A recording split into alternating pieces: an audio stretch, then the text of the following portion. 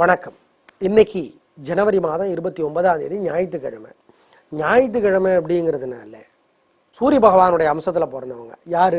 உங்கள் நட்சத்திரம் கிருத்திகை அல்லது உத்திரம் அல்லது உத்திராடமா, ராசி சிம்மமா, கிழக்கு பார்த்த வாசலுள்ள வீட்டில் குடியிருக்கிறீங்களா, சொந்த வீடோ வாடகை வீடோ, அல்லது பிறந்த தேதி 1 அல்லது 10 அல்லது 19 அல்லது 28, நீங்கள் எல்லாருமே பிடிச்ச சாமிக்கு கோயிலில் நெய் விளக்கை ஏற்றி பாருங்கள், அல்லது எரிஞ்சிட்டு இருக்கிற விளக்கில் நெய் சேர்த்தி பாருங்கள், பிரார்த்தனை பண்ணுங்கள். நல்ல மாற்றம் இருக்கும்.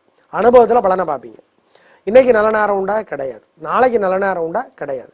எப்படி இருக்க போகிறது ராசி பலன்னு பார்க்கலாம். இப்போது நேற்றுக்கு இன்றைக்கும் பல ராசிகளுக்கு பலன்கள் ஒரே மாதிரி தான் இருக்கும். தப்பு கிடையாது, சாஸ்திரப்படி சரிதான்.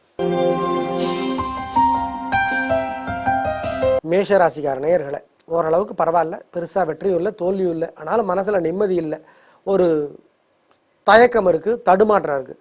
எப்படி ஜெயிக்கிறது? கோயிலில் வீட்டில் நெய் விளக்கை ஏற்றுங்க, அல்லது எரிஞ்சிட்டு இருக்கிற விளக்கில் நெய் சேர்த்துங்க. ஒரு மந்திரம் 108 தடவை சொல்லுங்க அல்லது எழுதுங்க. அப்போது சிவபெருமானை நினச்சிக்கோங்க. ஓம் ஓம் சுக்ரீவனே போற்றி. இந்த மந்திரம் காப்பாற்றும். அனுகூலமான எண் 7, 9. அனுகூலமான கிழக்கு வடக்கு. அனுகூலமான வெள்ளை பச்சை. ரிஷபராசிக்கார நேயர்களே பிரமாதமான நாள், நல்ல முன்னேற்றம், காரியம் சிறப்பாகும். 3 நட்சத்திரக்காரர்களுக்கும் எல்லா வயதுக்காரர்களுக்கும் என்ன தொழில் இருந்தாலும் கலக்குறீங்க. நல்ல நாள். அனுகூலமான எண் உங்களுக்கு 1, 3. அனுகூலமான மேற்கு தெற்கு. அனுகூலமான வெள்ளை சிவப்பு. மிதுன ராசிக்கார நேயர்களை சந்திராஷ்டமம் இன்னையோட முடியுது, ஆனால் இன்னைக்கு இருக்குது.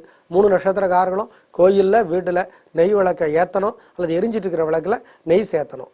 ஒரு மந்திரம் 108 தடவை சொல்லணும் அல்லது எழுதணும். அப்போது அன்னை மகாலட்சுமி நினைக்கணும். ஓம் உஷாதேவியே போற்றி. இந்த மந்திரம் காப்பாற்றும். கொடுக்கல் வாங்கல் வேண்டாம், பெரிய விலையில் பொருளை வாங்க வேண்டாம், வண்டி ஓட்டுறது கவனம், அசை உணவு வேண்டாம் கவனம். அனுகூலமான எண் திசை நிறமெல்லாம் கிடையாது. கடகராசிக்கார நேயர்களை சந்திராஷ்டமம், அசை உணவு கூடாது. 3 நட்சத்திரக்காரர்களுக்கும் சரி. வண்டி ஓட்டுறது கவனம், பெரிய விலையில் பொருளை வாங்க வேண்டாம், கொடுக்கல் வாங்கல் வேண்டாம், வழக்கமான வேலைகளை மட்டும் செய்யுங்க. கோயிலில் வீட்டில் நெய் விளக்கை ஏற்றுங்க, அல்லது எரிஞ்சிட்டு இருக்கிற விளக்கில் நெய் சேர்த்துங்க. ஒரு மந்திரம் 108 தடவை சொல்லுங்க அல்லது எழுதுங்க. அப்போது அன்னை மகாலட்சுமியை நினச்சிக்கோங்க. ஓம் ஓம் உஷாதேவியே போற்றி. ஓம் அதிதி தேவியே போற்றி. இந்த மந்திரம் காப்பாற்றும்.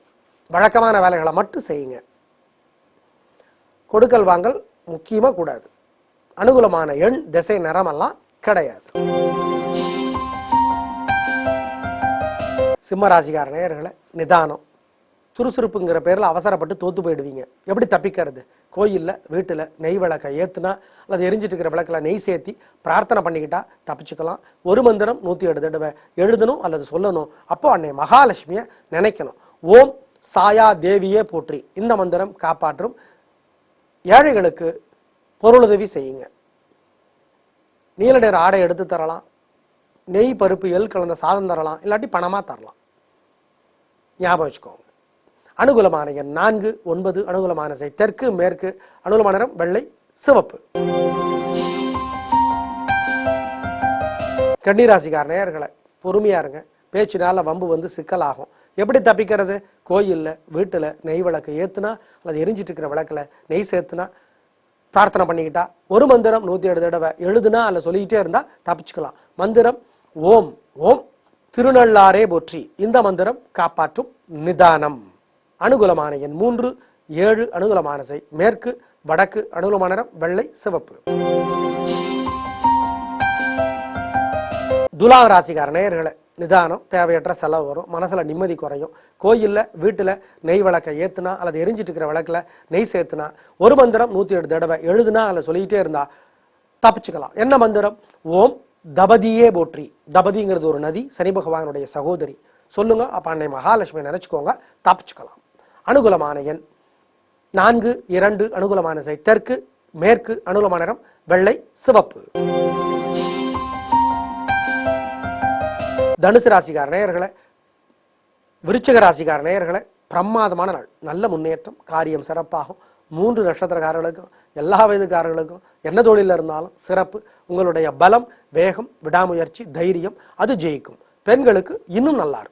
அனுகூலமான எண் 2, 1. அனுகூலமான தெற்கு கிழக்கு. அனுகூலமான நிறம் வெள்ளை சிவப்பு. தனுசு ராசிக்கார நேயர்களை பிரமாதமான நாள், நல்ல முன்னேற்றம், பெண்களுக்கு இன்னும் நல்லா இருக்குது. 3 நட்சத்திரக்காரர்களுக்கும் எல்லா வயதுக்காரர்களுக்கும் என்ன தொழில் இருந்தாலும் கலக்குறீங்க. நல்ல நாள். அனுகூலமான எண் 3, 9. அனுகூலமான திசை கிழக்கு தெற்கு. அனுகூலமான நிறம் வெள்ளை சிவப்பு. மகர ராசிக்கார நேயர்களே, 3 நட்சத்திரக்காரர்களுக்கும் எல்லா வயதுக்காரர்களுக்கும் என்ன தொழில் இருந்தாலும் நல்ல நாள். உங்களுடைய விடாமுயற்சி தைரியம் ஜெயிக்கும். பெண்களுக்கு இன்னும் நல்லா இருக்கு. அனுகூலமான எண் 6, 7. அனுகூலமான திசை தெற்கு மேற்கு. அனுகூலமான நிறம் வெள்ளை சிவப்பு. கும்பராசிக்கார நேயர்களே, உடல் நலத்தில் பாதிப்பு வர வாய்ப்பு இருக்கு. அசைவ உணவு வேண்டாம். கோயிலில் வீட்டில் நெய் விளக்கை ஏற்றுங்க, அல்லது எரிஞ்சிட்டு இருக்கிற விளக்கில் நெய் சேர்த்துங்க.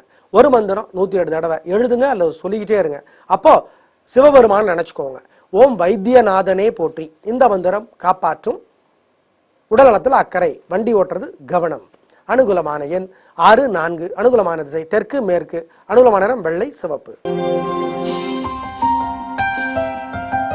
மீனராசிக்கார நேயர்களே, பிரமாதமான நாள். நல்ல முன்னேற்றம். காரியம் சிறப்பாகும். எல்லா வயதுக்காரர்களுக்கும் என்ன தொழில் பண்ணிட்டு இருந்தாலும் எல்லா 3 நட்சத்திரக்காரர்களுக்கும் நல்ல நாளாக கட்டாயம் இருக்கும். பெண்களுக்கு இன்னும் சந்தோஷம். அனுகூலமான எண் 5, 7. அனுகூலமான திசை தெற்கு கிழக்கு. அனுகூலமான நிறம் வெள்ளை சிவப்பு. நேயர்களே, இன்று நல்ல நேரம் இல்லை, நாளைக்கும் நல்ல நேரம் இல்லை. கல்யாணமான சிம்மராசிக்கார நேயர்களை, கணவன் மனைவி இவருடைய ராசியுமே சிம்மமாக இருந்தால் ஜோசியர்கிட்ட ஜாதகத்தை காட்டி பரிகாரம் பண்ணிக்கங்க. சிம்மராசிக்கார நேயர்கள் வாழ்நாள் முழுக்க வெள்ளியிலே மாணிக்க மோதிரம் போடுறது நல்லது. போட்டால் என்ன விதிமுறை ஜோசியரை கேட்டுக்கிட்டு போடுங்க. கிழக்கு பார்த்த வாசல் தான் எல்லாருக்கும் ராசிங்கிறது சரியான கருத்து கிடையாது. அது யார் பேரில் வீடு வாங்க போகிறீங்களோ அவரை பொறுத்து அது மாறுபடும். எங்கள் வாடகை வீடாக இருந்தால் யார் குடும்பத் தலைவரோ அவரோட ராசியை பொறுத்து வாசல் ராசி மாறும். குடும்பத் தலைவர்னா வீட்டுக்காரர் தானேங்க, ஹஸ்பண்ட் தானே, அப்படி கிடையாது. ஹஸ்பண்ட் ஒய்ஃபில் யாருடைய லக்னம் வலுவாக, அதாவது யாருடைய ஜாதகம் வலுவாக இருக்கோ அவங்க தான் குடும்பத் தலைவர்.